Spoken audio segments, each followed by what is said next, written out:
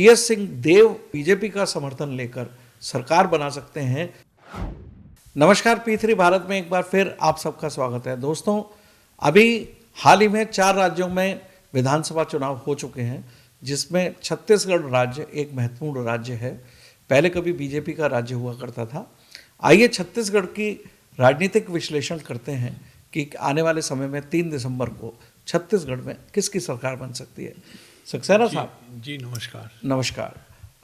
आपने छत्तीसगढ़ के चुनाव का हाल देखा, इसमें 2 चरणों में चुनाव हुए।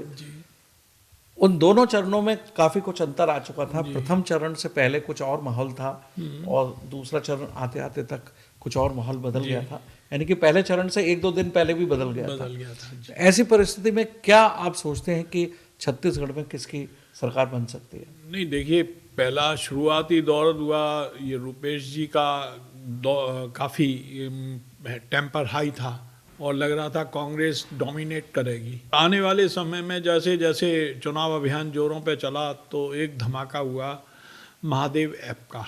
जी, वो कांग्रेस कहती रही, डिनाउंस करती रही कि ये फैब्रिकेटेड है, ये गलत है, पर जो स्थितियां हुई, जो जांच एजेंसियां एक्टिव हुई और पब्लिक में जो ओपिनियन बनी, उससे महादेव ऐप फैक्टर इग्नोर नहीं किया है पब्लिक ने। ये बात एक है और इसका नेगेटिव इम्पैक्ट कांग्रेस के वोटों पे पड़ा है।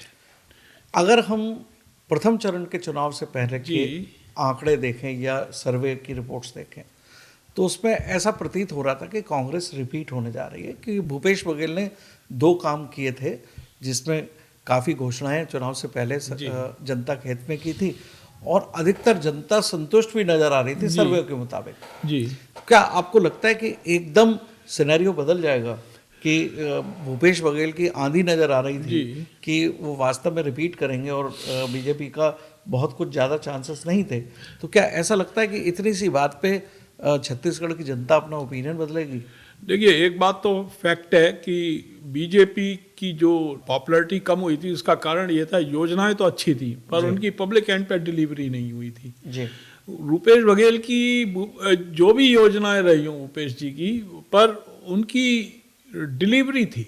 अच्छा, तो ये एक पॉजिटिव पॉइंट था, जिनमें एक गोबर की पॉजिटिव पॉइंट था। क्यों पॉजिटिव पॉइंट है?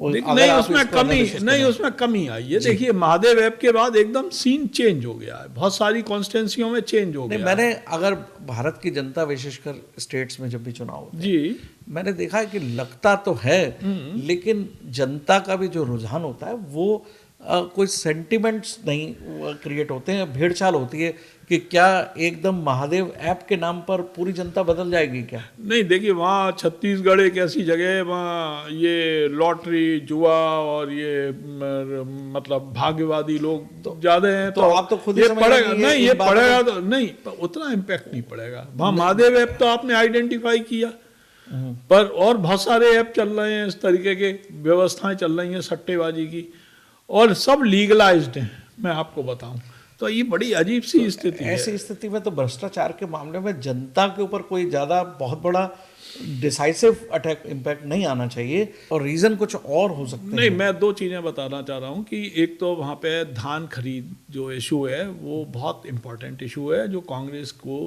ताकत दे रहा है। दूसरा ये है जो इसके अलावा गोबर खरीद हैं। गोबर खरीद पे तो भ्रष्टाचार के भी आरोप लगे हैं, पर अब लगे हैं तो लगे हैं, पर वो जो फ़ायदा जिन लोगों को मिला है उनकी तादाद बहुत है और जो अब नहीं बेच पाए थे वो आगे बेचने। ऐसी स्थिति में तो आपके हिसाब से छत्तीसगढ़ में कांग्रेस सरकार बना सकती है? हो सकता है कि क्लीन स्वीप ना हो? नहीं, ऐसा नहीं है। देखिए, नहीं, ऐसा नहीं है। देखिए, वहाँ इन फाइटिंग का भी कांग्रेस को सामना करना पड़ रहा है। तो दोस्तों, मैं समझता हूँ कि जहाँ तक मेरी राय का सवाल है, छत्तीसगढ़ में प्रथम चरण के चुनाव से पहले भूपेश बघेल सरकार बनाने की स्थिति में नजर आ रहे थे, लेकिन जैसे ही एक ईडी का अटैक हुआ और जिसमें एक व्यक्ति ने भ्रष्टाचारी का मामला संबंध जो है भूपेश बघेल परिवार से साबित किया, तो जिस तरह से ईडी ने पैसा जब्ती की, तो मुझे लगता है कि मैं दूसरी तरह से देख रहा हूँ।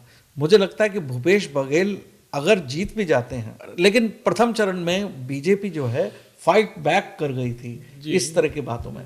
तो जो 20 सीट का जो चुनाव हुआ था उसमें कहीं उस बात का असर था जिसमें बीजेपी को कुछ सीट्स मिल सकती हैं, तो वहाँ पर कुछ समीकरण बदलते नजर आ रहे हैं। देखिए, पहली जो 20 सीटें थी वो सब नेक्स्ट लाइट एरिया में थी जी, और नेक्स्ट लाइट एरिया में बहुत एक्टिविटी चली है पिछले 2-2.5 साल में केंद्र सरकार की, तो वो बीजेपी के पक्ष में नहीं है, क्योंकि केंद्र सरकार की एजेंसी सब जानते हैं, वो लोग बहुत परिपक्व हैं जी। तो ऐसी परिस्थिति में जो प्रथम चरण का इम्पैक्ट था, जैसे उन्होंने बताया नक्सलाइट एरिया में था, नक्सलाइट एरिया के लोग शायद केंद्र सरकार को वोट ना दें, लेकिन फाइट में बीजेपी भ्रष्टाचार के मुद्दे पर, ईडी के मुद्दे पर छत्तीसगढ़ में वापस लौटी है। लेकिन मेरा मानना यह है कि बीजेपी फुल फ्रेश किसी भी तरह से चुनाव जीतकर सरकार नहीं बना सकती, वहाँ पर फाइट हो सकती है, बीजेपी की सीट्स बढ़ सकती हैं, लेकिन कांग्रेस के चांसेस ज़्यादा हैं। लेकिन जो सबसे महत्वपूर्ण मुद्दा मैं आपके सामने रखना चाहता हूँ सक्सेना साहब जी, एक्चुअली एक स्पेशल नाम मैं देना चाहता हूँ आपको, वो नाम है टीएस सिंह देव जी हाँ।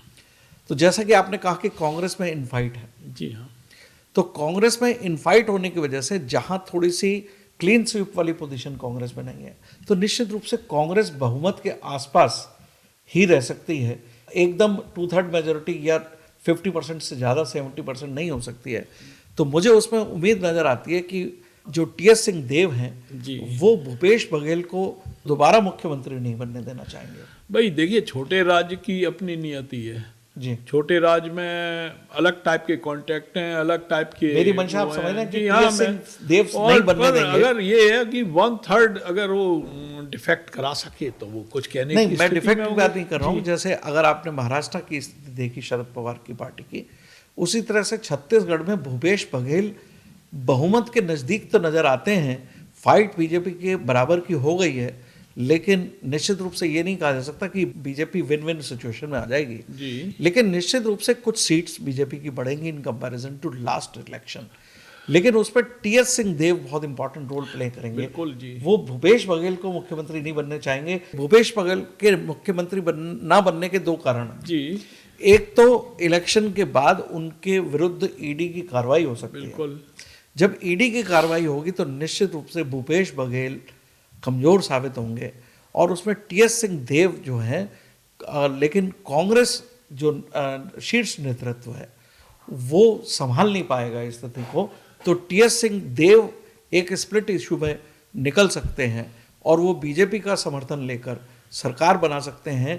टीएस सिंह देव एक नया दल बनाएंगे और उस नए दल के साथ छत्तीसगढ़ कांग्रेस के कुछ जुड़ेंगे लोग और बीजेपी के समर्थन से वो चुनाव लड़ सकते हैं भूपेश बघेल के धड़े को अलग करके। तो आइए देखते हैं कि टीएस सिंह देव आने वाले टाइम के मुख्यमंत्री हो सकते हैं, चाहे वो एक नए दल के साथ हों या कांग्रेस की तरफ से हों।